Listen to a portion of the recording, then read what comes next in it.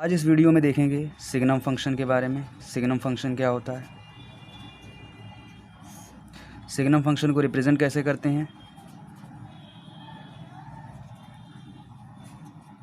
इस तरह रिप्रेजेंट करते हैं सिग्नम फंक्शन को। इसको लिख सकते हैं y equals to signum of x।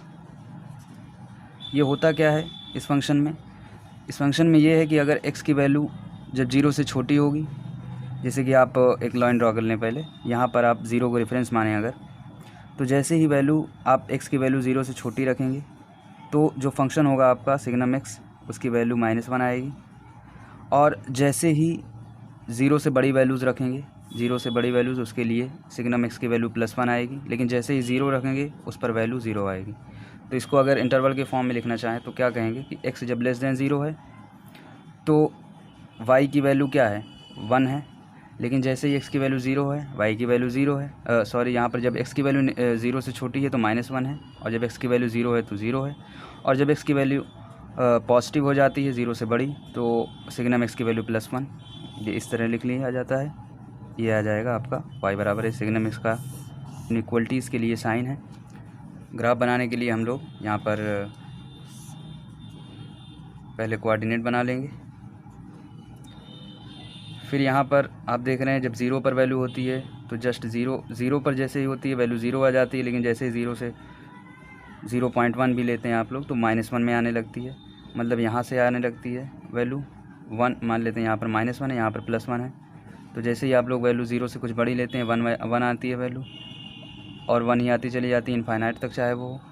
और यहाँ पर देख रहे हैं जैसे 0 से छोटी लेते हैं वैल्यू -1 आता है, यहाँ पर कुछ आंसर आता है। और यहाँ पर एरो लगेगा बिकॉज जस्ट -1 के जैसे ही आप 0 रखते हैं, 0 रखते हैं -1 तो आती ही वैल्यू, जैसे ही आप 0 रखते हैं यहाँ पर तुरंत 0 आने लगता है।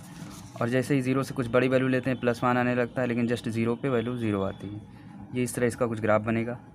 इसका डोमेन होगा ऑल रियल नंबर्स, लेकिन जो रेंज होगी, रेंज वो होगी केवल -1, 0 और 1।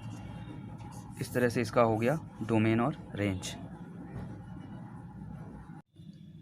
इसको रिप्रेजेंट कैसे करते हैं, इसका ग्राफ कैसे बनाते हैं, डोमेन रेंज क्या होती है, सबके बारे में चेक करेंगे। ग्रेटेस्ट इंटीजर फंक्शन को शो करते हैं, 2 क्लोज्ड ब्रैकेट के बीच में x को रखते हैं। ये होता है हमारा ग्रेटेस्ट इंटीजर फंक्शन। ये क्या है कि ये हमेशा हमको इंटीजर वैल्यूज़ देता है।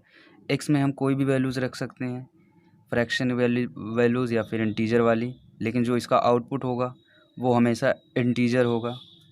तो देखते हैं क्या होता है। जब भी आप लोग x की वैल्यू 0.1 रखेंगे तो ग्रेटेस्ट इंटीजर में इसकी वैल्यू 0 आएगी। 0.2 रखेंगे तब भी इसकी वैल्यू 0 आएगी। लेकिन जैसे ही आप 1 रखेंगे इसकी वैल्यू 1 आ जाएगी। अब नेगेटिव में चलते हैं। अगर नेगेटिव में लिखा हो -0.1 तो जैसे ही -0.1 रखेंगे x की वैल्यू, ग्रेटेस्ट इंटीजर में इसकी वैल्यू आ जाएगी -1। जैसे ही -0.9 रखेंगे वैल्यू -1 ही रहेगी। लेकिन जैसे ही -1 रखेंगे इसकी वैल्यू -1 रहेगी। और जैसे ही -1 से आपने थोड़ा भी बहुत कुछ बढ़ाया यहाँ पर तो इसकी वैल्यू हो जाएगी -2। अब देखते हैं इसका ग्राफ कैसे बनेगा।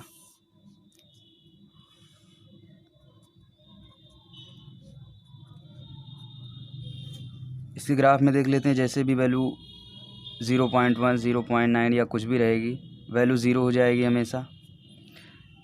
लेकिन जैसे ही 1 रखेंगे 1 पर आएंगे वैल्यू तुरंत 1 पर आ जाएगी। यहाँ पर कहीं 1 है मान ले रहे हैं तो यहाँ पर एक एरो का निशान लगाएंगे बिकॉज जस्ट 1 पे इसकी वैल्यू यहाँ पर ऑब्टेन हो रही है। ये 0 से 1 तक का ग्राफ बना। अब जैसे ही वैल्यू 1 रखते हैं, 1 पॉइंट समथिंग कुछ भी रख सकते हैं, लेकिन 2 नहीं रखते हैं तब तक वैल्यू इसकी 1 आएगी। लेकिन जैसे ही वैल्यू 2 रखेंगे वैल्यू 2 आ जाएगी। सेम एज इसका ग्राफ बढ़ता जाएगा, यहाँ पर 3 हो जाएगा। सेम एज नेगेटिव साइड में जैसे ही वैल्यू माइनस में रखेंगे -0.1, वैल्यू -1 में आ जाएगी, यहाँ पर -1 होगा कहीं। जैसे ही वैल्यू आप 0 से जस्ट छोटी रखेंगे, 0 पर तो 0 हो जाएगा, लेकिन जस्ट 0 से कोई वैल्यू छोटी रखते हैं तो वो -1 की तरफ टेंस करने लगेगी। -1 तक ये वैल्यू -1 रहेगी, यहाँ पर -1 है कहीं,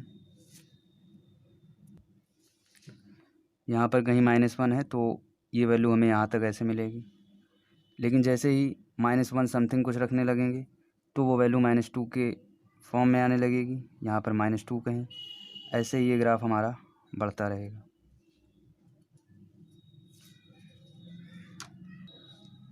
अब इसमें एक चीज़ देखें कि ये जो सारे पॉइंट्स जा रहे हैं इनको अगर मिलाती हुई एक लाइन ड्रॉ करें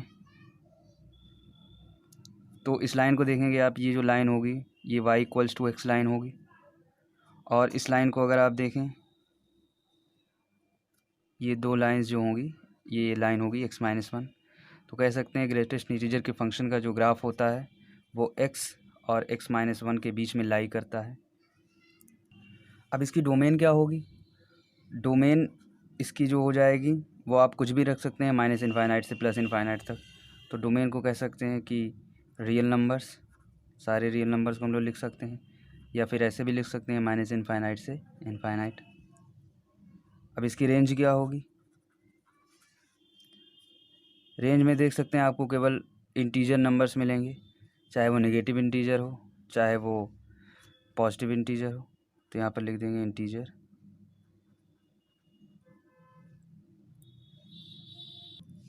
या फिर इस तरह भी लिख सकते हैं n। अब यहाँ पर n की वैल्यू -1, -2, -3, 0, 1, 2, 3 कुछ भी हो सकती है, एनीथिंग।